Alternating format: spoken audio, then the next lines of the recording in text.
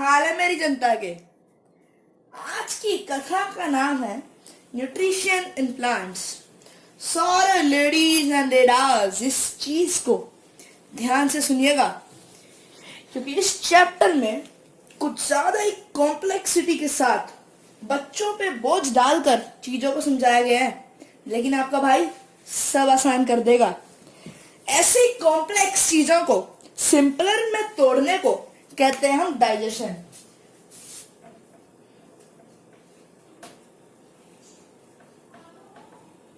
अब डाइजेशन की क्यों जरूरत पड़ती है? पिछले चैप्टर में आपने पढ़ा था कि प्लांट्स अपना फूड खुद बना सकते हैं by the process of photosynthesis, लेकिन हमारे एनिमल्स यानी हम या जानवर ये काम नहीं कर सकते। हम हमारा फूड लेते हैं प्लांट से, और उस फूड को जब हम खाते हैं तो उसका डाइजेस्ट होना भी जरूरी होता है, यानी पचना भी जरूरी होता है। और डाइजेशन की एक सिंपल सी डेफिनेशन है, breaking complex substances into the simpler ones is known as digestion. यानी जो भी हम कॉम्प्लेक्स फूड आइटम खाते हैं उसे हमारी बॉडी सिंपल कंपाउंड्स में या सिंपल फॉर्म में, सिंपल सब्सटेंसेस में कन्वर्ट कर देती है, जो कि हमारे डाइजेशन या जो हमारे पेट या हमारे शरीर के लिए फायदेमंद हो। तो वो कैसे यारो? कई मेथड है डाइजेशन के, लेकिन सबसे पहले इस प्रोसेस को हम स्टार्ट करेंगे different ways of taking food से, यानी अलग अलग जानवरों के अलग अलग खाना खाने के तरीकों से। आपको पता ही होगा आप लोग कैसे खाना खाते हो, ऑफ कोर्स मुंह से। ऐसे ही अलग अलग जानवर भी मुंह से ही खाते हैं, लेकिन उनके खाने के मोड अलग अलग है, जो कि मैंने पिछली बार पढ़ाया था, पिछले चैप्टर में पढ़ा चुका हूं मैं, मोड ऑफ न्यूट्रिशन। अब ये प्रोसेस शुरू कहां से होता है? ये प्रोसेस यारों शुरू होता है बकल कैविटी से, उसके बाद जाता है ईसोफेगस। हाँ मैं जानता हूं उसकी स्पेलिंग ओ से स्टार्ट है, लेकिन उसका प्रोनाउंसिएशन ईसोफेगस है, भूलना मत कभी। उसके बाद ये प्रोसेस जाता है हमारे थर्ड स्टेज में, यानी स्टमक।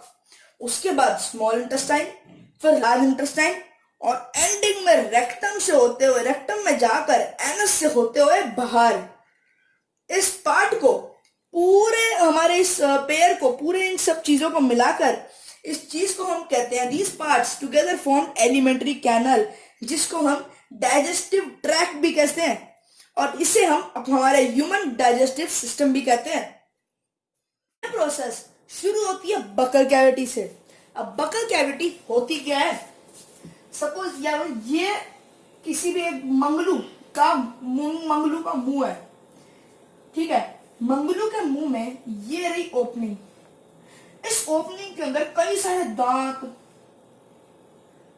जबान, और थोड़ा सा आगे जाने के बाद सलाइवरी ग्लैंड भी होता है, और इन चीजों को ही हम कहते हैं बकल कैविटी। यानी हमारे माउथ की ओपनिंग का ये हिस्सा जहां दांत, टंग, सलाइवरी ग्लैंड ये सब चीजें आती हो, उसे कहते हैं बकल कैविटी। अब इस बकल कैविटी की हमें जरूरत क्यों है? जो फूड हम खाते हैं उसे हम अपने मुंह से अंदर लेते हैं, दांतों से चबाकर उसे सिंपलर बनाते हैं थोड़ा सा।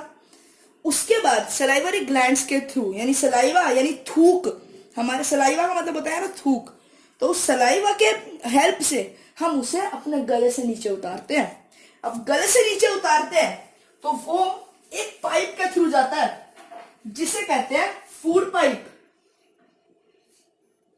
अब कई भाई सोच रहे होंगे कि अभी तो यार भाई ने बताया था कि ईसोफेगस से जाता है, अब बता रहा फूड पाइप होता है।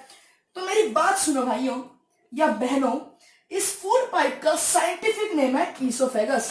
स्टार्ट ओ से होता है, लेकिन कभी कंफ्यूज मत हो जाना। ईसोफेगस यानी फूड पाइप। अब इस ईसोफेगस के थ्रू हमारा जो खाना, जो हमने च्यू किया है, अपने दांतों से च्यू किया है, वो अंदर जाता है।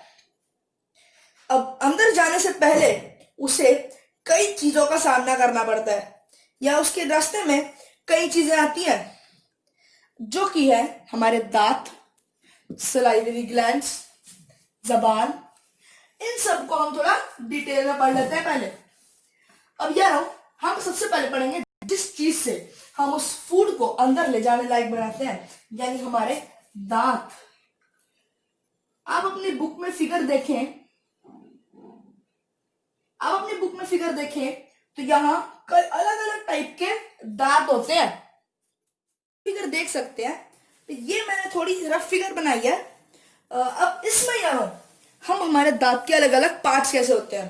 पहले तो सबसे पहली बात जानने वाली, ये हमारा लोअर जो है, यानी हमारे नीचे का जबड़ा।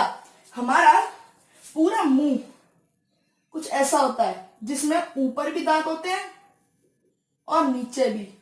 हम एक साइड के दांत पड़ेंगे, यानी हम नीचे के दांत पड़ेंगे, जो कि हमारे इस शेप में होते हैं।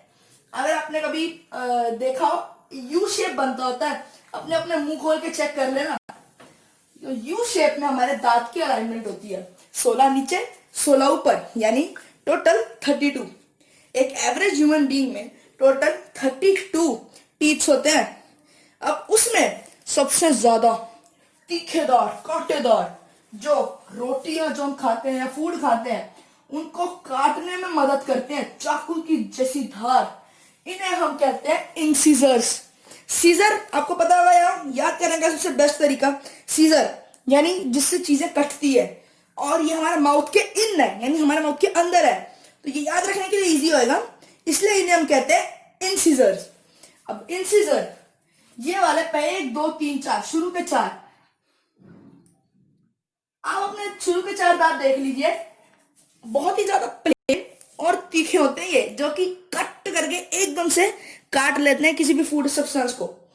उसके बाद हमारे आते हैं 2 कैनाइन। कैनाइन क्या होते हैं? ये 2, इन दोनों को हम कहते हैं कैनाइन्स। यारो कैनाइन क्या होते हैं? कैनाइन हमारे इंसिजर्स के बाद सेकेंड लेवल के दांत हैं, जिनसे जो कि बहुत नोकीले होते हैं। आप अभी भी अपने मुंह में दांतों को टच करके देखो, वो उसमें पॉइंट निकला होगा। और ये भी किसी भी फूड आइटम को काटने में या उसमें होल छेद करके उसे सिंपल बनाने में या सिंपलर सब्सटेंस में कन्वर्ट करने में भी हेल्प करते हैं। उसके बाद हमारी अगली लेयर जो आती है 2 दांतों की, यानी 4 टोटल, 2 इस साइड 2 इस साइड, ये होते हैं प्रीमोलार्स। प्रीमोलार्स जानो, ये हमारी चीविंग में हेल्प करते हैं। अब आपने कभी कोई रियलिटी शो या कभी कोई कंपटीशन देखा हो, उसमें पहले सेमीफाइनल होता है, पहले सिंपल मैचेस यानी इंसिजर्स, उसके बाद थोड़े कॉम्प्लेक्स क्वार्टर फाइनल्स यानी कैनाइन, उसके बाद सेमीफाइनल्स या प्री फाइनल्स यानी प्रीमोलार्स, और उसके बाद फिनाले यानी मोलार्स। ये जो हमारे दांत है यारो, 1 2 3 4, ये होते हैं मोलार्स। 6, ये लास्ट के 6 दांत, ये नहीं, लास्ट के 1 2 3 4 5 6, मेरी फिगर गलत बन गई। लास्ट के 6 दांत जो होते हैं यारो, ये होते हैं हमारे मोलार्स, और ये हमारे फिनाले। यानी सबसे पहले फूड आइटम जो भी आता है वो यहां जाता है, यहां से कट कर जब आगे जाता है तो उसमें छेद छेद कर देते हैं हमारे कैनाइन्स। उसके बाद आगे जाता है तो उसे हाफ कट आप मान सकते हो, ठीक है। जब उसे हाफली कट 50% कट वो कर देते हैं ये लोग, और पूरी कसर थोड़ी बहुत जो रहेगी है वो मोलार्स पूरी कर देते हैं। और इसके बाद ये हमारा फूड आइटम जाता है गले के अंदर। अब उससे पहले इसको एक और महारथी का सामना करना पड़ता है, जो कि अगर हमारे लाइफ में हमारी बॉडी में नहीं होती ना, तो हमें किसी भी चीज का स्वाद नहीं आना था, यानी कि हमारी टंग। अरे यारो, हमारी टंग में स्वाद कैसे आता है? टंग में कई तरह के टेस्ट बड्स होते हैं, जैसे तीखा टेस्ट करने के लिए अलग, मीठा टेस्ट करने के लिए अलग, खट्टा टेस्ट करने के लिए अलग, और सॉल्टी टेस्ट करने के लिए अलग। भाई हाँ, मैं वीडियो बना रहा हूँ। पापा के पास चल जाओ, जल्दी आ। क्या है यार, आया यारो। अभी आपसे लेते हैं अलविदा, मिलते हैं आपसे पार्ट 2 में, और आगे का आपको समझाऊंगा अगले पार्ट में। तब तक के लिए गुड बाय।